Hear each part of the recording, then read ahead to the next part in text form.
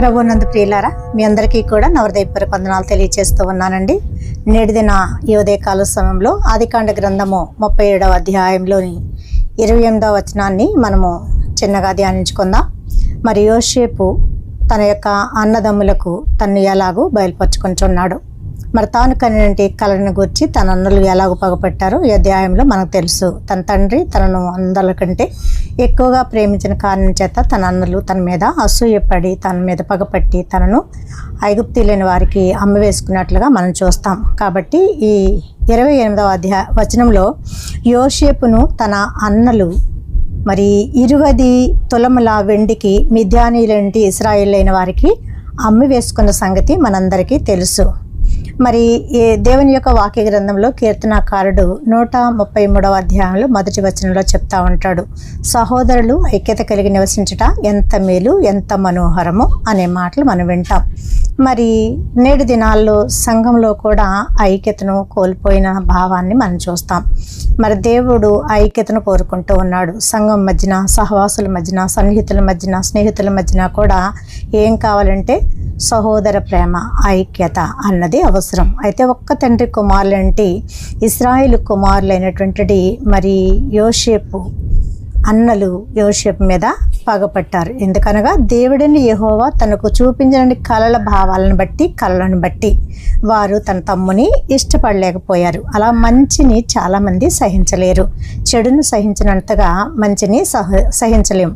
అయితే 41వ అధ్యాయంలో 40వ వచనంలో మరి యోసేపు యొక్క జీవిత చరిత్ర వారి అన్నలు అనుకున్న దానికంటే వేరుగా మార్చబడింది. మనకు తెలిసిన విషయమే. ఐగుప్తీయుల యొద్దకు లేకపోతే మిద్యానీయులంటే ఇస్మాయిల్ యొక్క 20 వెండి నాణాలకు లేకపోతే 20 తులముల వెండికి వారు అమ్మ వేసుకున్న తర్వాత అతడు ఐగుప్తు దేశంలోనికి వెళ్ళి ఎన్ని శ్రమలు పడ్డాడో, ఎలాంటి యాతనలు అనుభవించాడో, చెరసాల్లో ఎలా వేయబడ్డాడో ఇవన్నీ కూడా మనకి తెలిసిన విషయాలే. అయితే దేవుడు అతన్ని బహుగా హెచ్చించిన కారణం చేత చెరసాలలోంచి విడిపింపబడినప్పుడు ఫరో రాజు మరి యోసేపుకు ఒక బాధ్యతను అప్పగిస్తా ఉన్నాడు. ఎందుకనగా అతను కలిగిన కళల భావాలు యోసేపు తెలియచేసినందువల్ల మరి ఆ దేశం మీద ఫరో రాజుకు వలె ఎవరైతే ఆ దేశ ప్రజలైన వారిని పరిపాలించగలరు, లేక కరువు దినములైనటువంటి 7 సంవత్సరాల కాలంలోనూ కూడా ఎలాగో వారిని సంరక్షించగలరు, అలాంటి వారిని నియమించి దేశం మీద నాయకులుగా పెట్టమని యోసేపు రాజునకు సలహా ఇస్తాడు. అయితే రాజు నీకంటే మరి జ్ఞాన వివేకం కలిగిన వాడు ఎక్కడా నేను కనుగొనలేను, కాబట్టి నీవే నా ప్రజలైన వారికి ఏలికగా ఉండాలని రాజు తన యొక్క 2వ గుర్రం మీద మరి యోసేపును ఎక్కించినట్లుగా, అలా ప్రశస్త వస్త్రాలు అతను తొడిగించినట్లుగా, మెడలో గొలుసు వేసినట్లుగా, అలాగూ దేశ ప్రజలందరిలోనూ కూడా అతను గనుడిగా వేయించినట్లుగా మనం చూస్తాం. కాబట్టి ఈ 40వ వచనంలో ఫరో నీవు నా ఇంటికి అధికారివై ఉండవలను అంటాడు. ఎవరికంట? యోసేపు ఏ ఇంటిలో అనగా దేవుని ఇంటి వారై ఇశ్రాయేలు కుమారులై ఉన్న వారు తన యొక్క సోదరుని తృణీకరించి తమకు సోదరుడిగా ఉండకూడదని, తన ఇంటి వారిలో ఒకటిగా ఉండకూడదని, ఎవరినైతే ద్వేషించి మరి ఎవరినైతే తృణీకరించి వారిలో నుండి నెట్టివేసి మరి ఒంటరి వానిగా చేశారో, అలాగే బ్రతికి ఉన్న వాడిని చనిపోయడం తన తండ్రికి చెప్పి నమ్మించారు. ఆ యొక్క చనిపోయిన వాని వంటి వాడైనటి యోసేపును దేవుడు ఈరోజు ఐగుప్తు దేశవాసులైన వారికి గొప్ప యోధునిగా నియమిస్తావన్నాడు. ఏమంటాడు ఫరో అంటే, నీవు నాకు తండ్రివిగా ఉండాలంటాడు. ఎలా ఉండాలంటాడండి? నాకు తండ్రివిగా ఉండాలంటాడు. ఫరో నీవు నా ఇంటికి అధికారివై ఉండవలను, నా ప్రజలందరూ నీకు విధేయులయ్యుందురు, ఐగుప్తు దేశం అంతటి మీద నేను నియమింతును అన్నారు. అంత గొప్ప మాట కదండి. దేవుడినటి యెహోవా యోసేపు ఎక్కడెక్కడికి వెళ్ళాడో అక్కడక్కడెల్లా యోసేపు పెట్టిన అడుగెల్లా దీవిస్తూ వచ్చాడంట. ఏ ప్రదేశంలో అతడు ఏ పని చేయాలన్నా అతని చేతి పనులన్నింటినీ ఆశీర్వదిస్తూ వచ్చాడు. అందుకొరకే పోతీఫర్ అతని దేవుడు ఆశీర్వదిస్తూ ఉన్నాడని చెప్పి తన ఇంటికి అధిపతిగా అతన్ని నియమించాడని మనకు తెలుసు.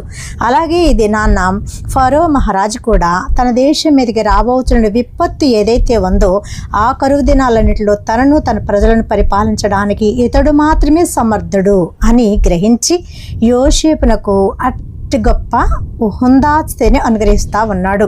కాబట్టి యోసేపు దేవుని చేత ప్రేమింపబడ్డాడు, దేవుని చేత ఎంపిక చేయబడ్డాడు. కాబట్టి ఏ స్థితిలోనికి వెళ్ళినా, ఏ స్థలానికి వెళ్ళినా, ఏ రీతిగా త్రోసివేయబడినా కానీ దేవుడు అతన్ని వట్టిగా అయితే విడిచిపెట్టలేదు. మరి ఐగుప్తు దేశం అంతటి మీద కూడా అతడు న్యాయాధిపతిగా నియమింపబడతా ఉన్నాడు. అయితే ఒకానొక దినాన్న ఇలాగూ కొన్ని సంవత్సరాలుగా 2 సంవత్సరాల కాలము పంట పండినంటి 7 సంవత్సరాల కాలం పంటను సమకూర్చిన తర్వాత కరువు దినాలు ప్రారంభమయ్యాయి. కరువు దినాలు ప్రారంభమైన 2 ఏండ్లకు తన యొక్క సోదరులు, తన తండ్రి కనాను దేశంలో ఆకలితో అలమటిస్తూ ఉన్నారు. కాబట్టి ఇశ్రాయేలు తన కుమారులను చూసి ఏమంటాడంటే, ఎందుకు మీరు ఒకరి ముఖాలు ఒకరు చూసుకుంటూ ఉన్నారు? ఐగుప్తు దేశంలో ఆహారం ఉన్నదని నేను విన్నాను. కాబట్టి మీరు ఆహారం కొనడానికై ఐగుప్తు దేశమునకు వెళ్ళండి అని చెప్పి తన కుమారులను ప్రేరేపిస్తున్నట్లుగా మనం చూస్తాం. ఈ రీతిగా 45వ అధ్యాయంలో ఆదికాండ గ్రంథంలో ఆహారం కొనుటకు తన యొద్దకు వచ్చిన తన సహోదరులకు యోసేపు తన సహోదరులను గుర్తుపట్టినట్లుగా మనం చూస్తాం. అయితే యోసేపు సహోదరులు అయితే అతన్ని గుర్తుపట్టలేదు. కాబట్టి తాను తమ యొక్క సోదరులకు తన్ను పరిచయం చేసుకోవడానికి ఇక్కడ ఇష్టపడుతూ ఉన్నాడు.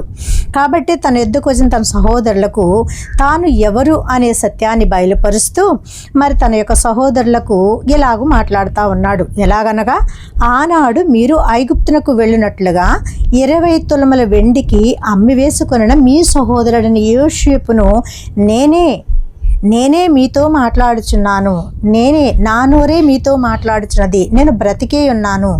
మీరు నన్ను ఆ దేశం నుండి ఈ దేశమునకు పంపించిన విధానము చాలా ఉత్తమమైనది అని చెప్పి తన యొక్క సహోదరులకు తాను పరిచయం చేసుకుంటా ఉన్నాడు. ఈ పరిచయంలో తన అన్నలు చాలా భయపడ్డారు, చాలా దిగులు పడ్డారు. అయ్యో, రాజుగా ఉన్నాడు ఇప్పుడు యోసేపు, ఆనాడు మనం తృణీకరించాం, ఆనాడు మనం నెట్టివేశాం, ఈరోజు మనకు ఎలాంటి పరిస్థితి కల్పిస్తాడో అని ఎంతగానో వారు భయాందోళన చెందుతూ ఉన్నారు. అయితే యోసేపు, నేను ఐగుప్తునకు వచ్చినట్లు అమ్మి వేసినందున మీరు దుఃఖపడవద్దు, మీరు మీ ప్రాణములను ఏమాత్రము కూడా చింతకు గురి చేసుకోవద్దు. ఎందుకనగా ప్రాణ రక్షణ కొరకు దేవుడే మీకంటే ముందుగా నన్ను ఈ ఐగుప్తు దేశానికి పంపించాడు. దేవుడు పంపించాడు కానీ మీరు మీ అంతట మీరు నన్ను పంపించలేదు. కాబట్టి ఈ విషయంలో మీరు బాధపడవలసిన అవసరం లేదని తన యొక్క సోదరులకు తాను తెలియచేస్తూ ధైర్యాన్ని ఇస్తూ ఉన్నాడు. ప్రియులారా, మరి దేవుడు ఐగుప్తు దేశానికి యోసేపును తీసుకుని వచ్చి తన సోదరులు, తన తండ్రి ఇంటివారు, తాను అలాగే ఐగుప్తు దేశ ప్రజలు మాత్రమే కాక ఆయా దేశంలో, ఆయా పట్టణాలు, ఆయా గ్రామాల్లో ఉన్న ప్రజలందరూ కూడా సమృద్ధికరమైన ఆహారాన్ని భుజించి కరువు దినములన్నిటిలోనూ కూడా క్షేమం అందడానికి మరి దేవుడు ముందుగా నియమించి పంపినటువంటి గొప్ప పోషణాధికారి యోసేపు తన యొక్క సోదరులకు, తన తండ్రికి తెలియచేయవలనని ఇలా తెలియచేస్తాడు. ఏమనగా, ఆయన నన్ను ఫరోకు తండ్రిగాను అతని ఇంటి వారికి అందరికీ ప్రభువుగాను ఐగుప్తు దేశం అంతటి మీద ఏలికగాను నియమించి ఉన్నాడు. చూడండి, మరి ఇలాంటి గొప్ప స్థితి ఎవరి వల్ల కలుగుతుంది అంటే దేవుని వల్ల మాత్రమే కలుగుతుంది. మానవులు అసూయపడినందువలన కానీ, మానవులు ఒకవేళ ప్రేమిస్తే ప్రేమించినందువలన కానీ మనకు ఇంతటి ఔదార్యం కలిగిన స్థితి కలగదు. కానీ దేవుని అందలి మనం భయభక్తులు కలిగి ఆయన నామాన్ని స్మరిస్తే కనుక ఏ స్థలమందు ఉన్నప్పటికీ కూడా, చూడండి, పోతీఫరు భార్య యొద్ద మరి యోసేపు అంటాడు, నేను దేవునికి భయపడువాడును, మరి నా యజమానుడు కూడా నీ మీద తప్ప తన ఇల్లంతటి మీద నాకు అధికారం ఇచ్చాడు, కాబట్టి నేను పాపం చేయజాలను. ఎంత భయభక్తులు కలిగి ఉన్నాడో చూడండి. దేవుని ధర్మశాస్త్ర విధులను కట్టడాలను కైకొన్నాడు. కాబట్టి ఈరోజు మరి ఐగుప్తు దేశపు రాజుడు ఫరోకే తండ్రిగా ఉంచాడంట, అలా తన ఇంటి వారందరికీ ప్రభువుగా ఉంచాడంట, ఐగుప్తు దేశం అంతటి మీదకి కూడా ఏలికగా నియమించాడంట. 45వ అధ్యాయంలో మనం చూస్తాం, మీ తండ్రిని మీ ఇంటి వారిని వెంటబెట్టుకొని ఇక్కడికి రండి, నా యొద్దకు రండి అంటాడు. ఎందుకనగా ఐగుప్తు దేశం యొక్క మంచి వస్తువులన్నిటినీ కూడా నేను మీకు ఇచ్చేదను. మరి ఇది దేవుడని యెహోవా చేయు కార్యమే కానీ మరొకటి కాదు. ఈ దేశం యొక్క సారము మీరు అనుభవించెదరు అని చెప్తా ఉంటాడు తన యొక్క సోదరులతో. 11వ వచనంలో చూస్తే, ఈ మిగిలిన 5 కరువు సంవత్సరాల్లో కూడా నీకును నీ ఇంటి వారికి నేను కలిగిన అంతటికి పేదరికం రాకుండా, ఏం రాకుండా అనంటండి, పేదరికం రాకుండా అక్కడ నేను పోషించదని మీ తండ్రి అయిన యాకోబుతో తెలియచేయండి అని వివరముగా చెప్పుచు వారి యొక్క సహోదరులను ఆయన వారి యొక్క దేశానికి పంపిస్తూ ఉన్నాడు. ప్రియులారా, యెషయా గ్రంథంలో 1వ అధ్యాయంలో 19వ వచనంలో ఉంటుంది, మీరు సమ్మతించిన మాట వినిన యెడల మీరు భూమి యొక్క మంచి పదార్థములను అనుభవించెదరు అని దేవుని వాక్యం తెలియజేస్తూ ఉంది. అలా యోసేపు యొక్క మాటకు వారు సమ్మతించి తమ వారిని వెంటబెట్టుకుని ఐగుప్తు దేశం వస్తే కనుక ఐగుప్తు దేశం యొక్క మంచి పదార్థములన్నింటినీ వారు అనుభవించగలరు. 45వ అధ్యాయంలో 20వ వచనంలో, ఐగుప్తు దేశము అంతటిలోనున్న మంచి వస్తువులు మీవే యగును గనుక మీ సామాగ్రిని లక్ష్య పెట్టకుడి.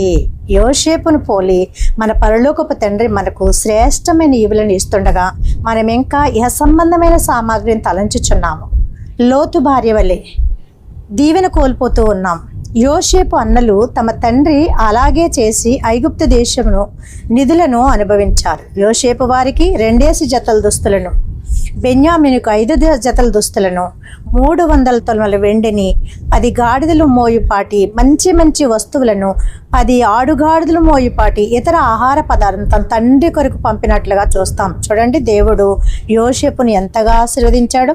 అలాగూ ఈ లోకంలో మనము దేవుని యొక్క మాటకు సమ్మతించి నడిచిన ఎడల, లేక సహోదరుల ఐక్యత కలిగి నివసించే ఎంత మేలు ఎంత మనోహరం అన్నట్లుగా సహోదర ప్రేమ కలిగి ఉన్న ఎడల దేవుడు మనలను కూడా ఏలికలుగాను ప్రభువులుగాను మరి దేశమును ఏలేటువంటి అధిపతులుగాను నియమించడానికి సమర్థుడై ఉన్నాడు. అట్టి దేవుని క్రీస్తు ప్రభువు మనందరికీ అనుగ్రహించి ఆయన మహిమార్థమైన కార్యాలను వాడుకొని మేఘమునకు పెండ్లి కుమార్తె వరుసలో సిద్ధపరచును గాక. ఆమేన్. చిన్న ప్రార్థన. పరిశుద్ధుడైన ప్రభాన్ని పరిశుద్ధ నామమునకు వందనములు స్తోత్రములు స్తుతులు చెల్లిస్తున్నాము నాయన. ఇదిగో నీ వాక్య గ్రంథము వద్దకు వచ్చిన మీ పిల్లల మీద అందరికీ వాక్య సత్యాలను తెలియచేసి యోసేపు యొక్క జీవిత చరిత్రలో కొన్ని ముఖ్య అంశాలు మేము వెలికి తీసుకున్నాం తండ్రి. అలాగూ ప్రభా, యోసేపు తన తండ్రిని, తన అన్నదమ్ములను, తన కుటుంబీకులందరినీ, వారి కలిగిన యావదాస్తిని పోషించడానికి, పేదరికం తెలియకుండా వారిని ప్రభా సంరక్షించడానికి ఐగుప్తు దేశమంతటి మీద అధికారం ఇచ్చి నాయనా ఇదిగో దాని యొక్క సారమంతటిని మంచి పదార్థాన్ని అనుభవించడానికి అర్హత కల్పించేవానిగా ముందుగానే ఆ స్థలానికి ఎలాగూ నడిపించావు, అలాగూ మీ బిడ్డలమైన మా కొరకు ఈ లోకమును ప్రభా ప్రేమించి లోకములో నీ వారిని ప్రేమించి పరలోకమును పరలోకపు తండ్రిని విడిచి ముందుగా మమ్మల్ని రక్షించడానికి లోకానికి వచ్చే సమస్త ఈవులను మాకు అనుగ్రహిస్తూ ఉండగా ఇహ సంబంధమైన మాలిన్యముల వైపు ఎదురుచూచు వారంగా కాక మీ మహిమను తలంచు వారంగా మమ్మల్ని తయారు చేయమని మహిమ కలిగిన యేసు నామమున వేడుకొంచు ఉన్నాం పరమ తండ్రి. ఆమేన్. మరణాతండి. అందరికీ మన్నాత. దేవుడు మనందరినీ బహుగా దీవించి ఆశీర్వదించును గాక. ఆమేన్.